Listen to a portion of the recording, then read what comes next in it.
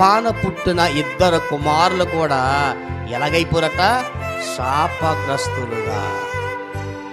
విశ్వాస కుమారులు కాదు వాళ్ళు, ఒక దేవుని సేవకుడు కుమారులు, ఒక పరిచర్య జరిగించిన కుమారులు, లేక పిల్లరా దేవుని పనిలో లేక శిలోకు మందిరంలో పిల్లరా ఒక ప్రత్యేకత కలిగిన ఈ దైవజనుని కుమారులట ఎలాగైపోరంటే శాపగ్రస్తులుగా మారిపోయారు.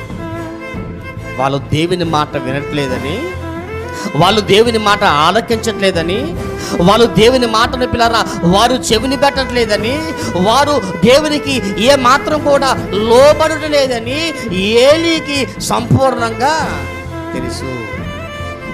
ఏలీ తన కుమారుల కోసం తెలుసు కూడా, తన కుమారులు తప్పుదం చేస్తున్నారని, తమ కుమారులు అపరాధం చేస్తున్నారని, లేక తమ కుమారుల పిల్లల పాపం చేస్తున్నారని తెలుసు కూడా తన కుమారులను ఏలీ ఏమాత్రము కూడా మందలించలేదు.